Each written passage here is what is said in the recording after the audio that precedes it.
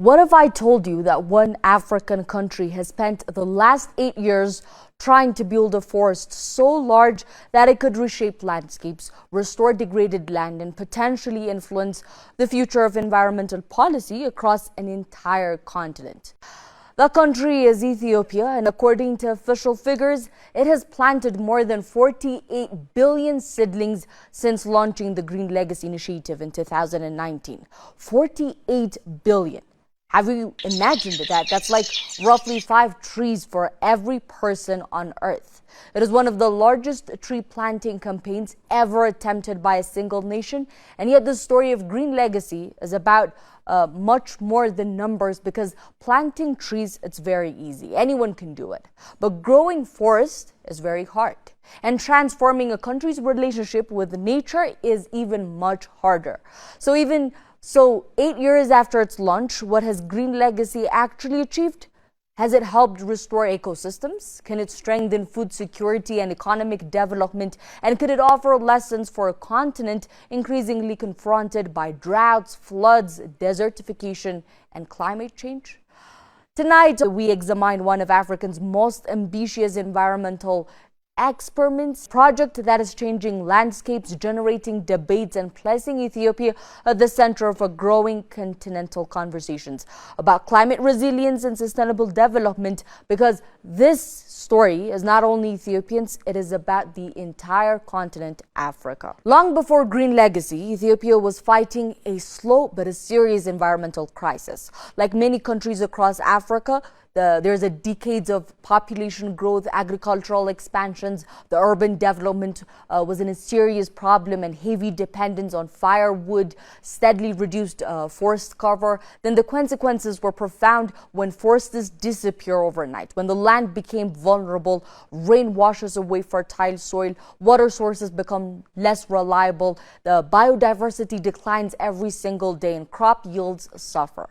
And communities became increasingly exposed to drought and the extreme weather for Ethiopia, where agriculture supports the livelihoods of millions of peoples. The environmental degradation was never simply an ecological issue.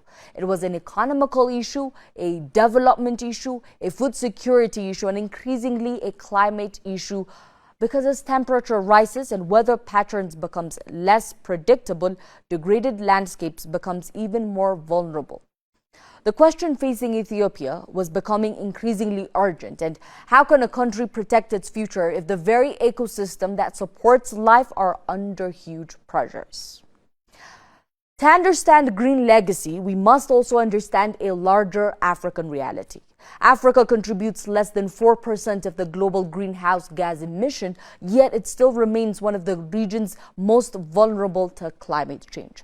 Across the Horn of Africa, prolonged droughts have threatened millions of livelihoods. Southern Africa has experienced destructive floods, and across the Sahel, desertification continues to place pressures on the farmlands and communities, and the irony is very difficult just to simply ignore. The continent that contributed very least to the global warming is among those experiencing some of its harshest consequences, and nowhere is that more evident than in agriculture. When rainfall becomes unpredictable, farmers feel it first. And when rivers shrink, communities feel it first. And when harvest fell to the ground, economies feel it first. This climate reality has forced African governments to rethink environmental restoration, because it's no longer viewed as simply as conversation. Increasingly, it is viewed as development. And it was within this context that Ethiopia launched the Green Legacy. In 2019, Ethiopia launched the Green Legacy Initiative. Its goals were very ambitious: restore degraded land, increase forest cover, improve water conservation, protect biodiversity, and combat climate change, and also strengthen long-term economic resilience. But what made the Green Legacy different was its scale.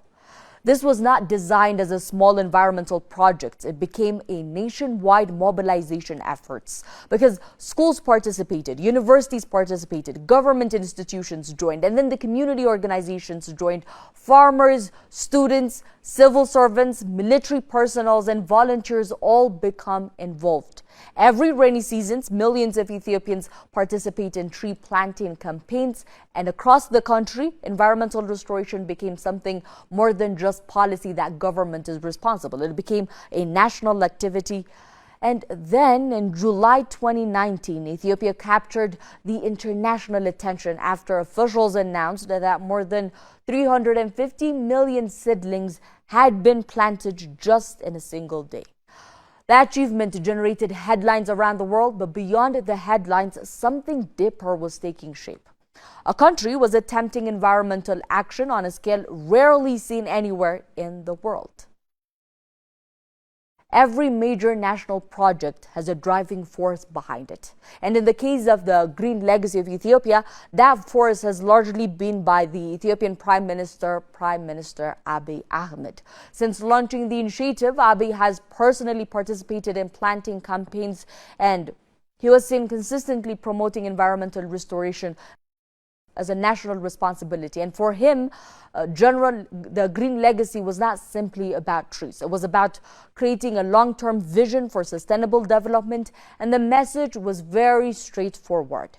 Economic growth and environmental protection do not have to be opposing goals. A nation can pursue both, and supporters argue that these vision helped to transform green legacy from a government policy somewhere up there into a nationwide movement involving millions of citizens. But the green legacy also reflects something deeper about Ethiopia's place in Africa. We know that for generations, Ethiopia has occupied a unique position in African imagination. It has been the home to the headquarters of the African Union. Of course, you've heard it again and again, and still remains a power of symbol for African independence and sovereignty. I mean, if we begin from the victory of Adwa that happened in 1896, where Ethiopian forces defeated a European colonial power, Italy, to its historic role in the creation of continental institutions, Ethiopia has often played an outsized role in shaping Africans' political thought. And in many ways, the green legacy can be viewed as a continuation of that tradition, not through military victories that we usually picture it, and not through diplomacy that for certain Ethiopia is known for, but through environmental leadership. At a time when climate change is becoming one of humanity's defining challenges, Ethiopia is attempting to place Africa at the center of the conversations and about solutions rather than just simply discussing about vulnerability. And perhaps that is one reason that initiative resonates beyond Ethiopia's borders. Because Green Legacy is asking a broader question. Can African countries design and implement large-scale solutions to African challenges? For many, that simple idea reflects the very essence of Pan-Africanism. The belief that African future should increasingly be shaped by African ideas, African innovation, and African leadership. Yet, regardless of debates over survival rates, the green legacy has already achieved something very significant. It has changed the national conversations of environmental restoration as it's no longer viewed as a niche concern reserved for scientists or policy makers or even the government, because millions of Ethiopians now participate directly.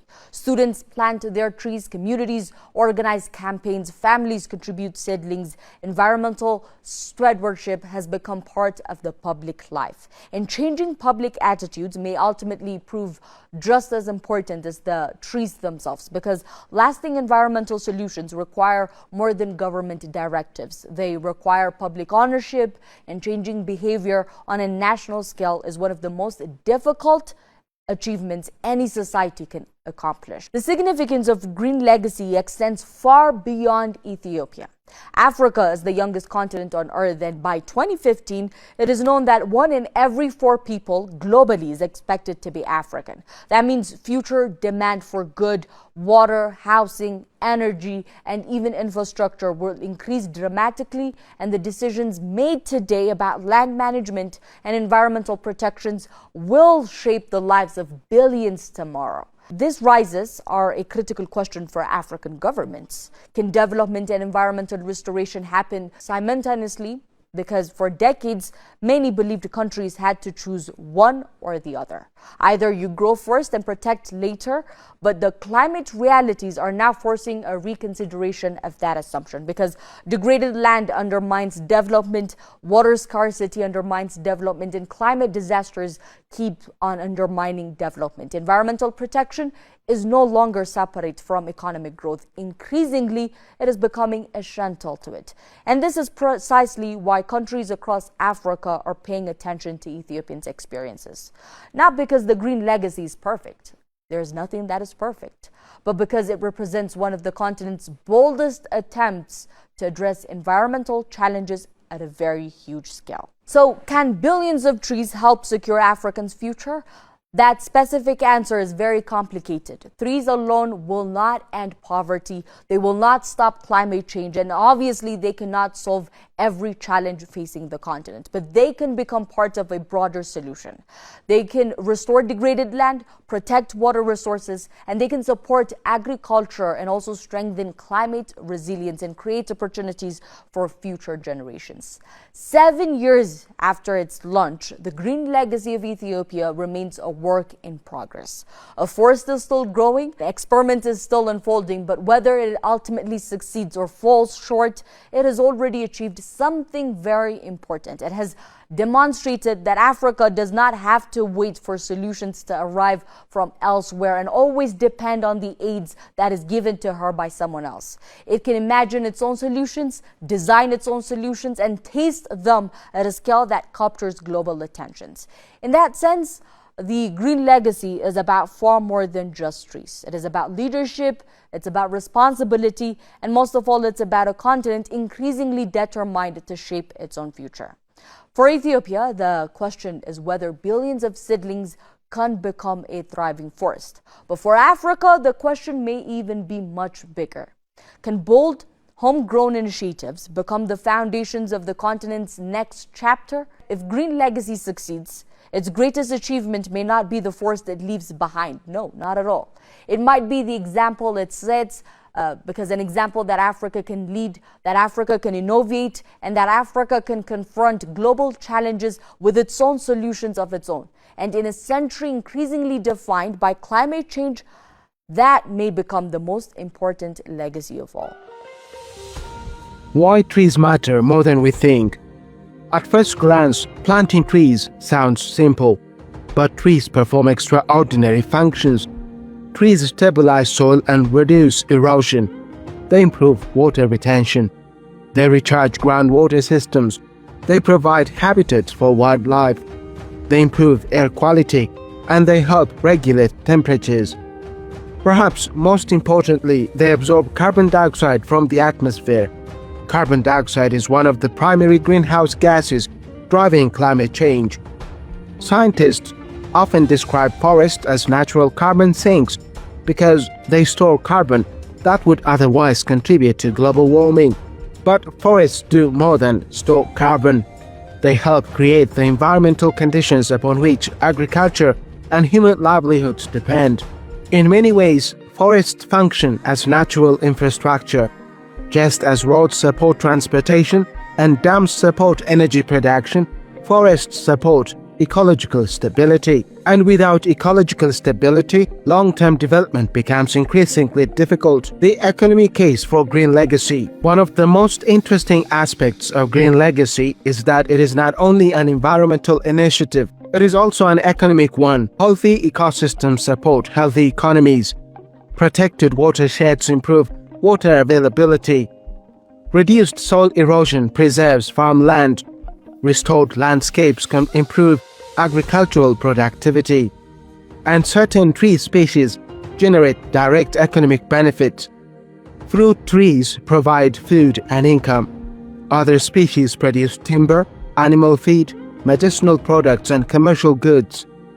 Recognizing this, Ethiopia has increasingly promoted the planting of fruit-bearing and economically valuable trees alongside indigenous species. The idea is simple. Environmental restoration should benefit people as well as nature, because conservation efforts often become more sustainable when communities experience tangible benefits. For millions of rural households, that connection matters enormously.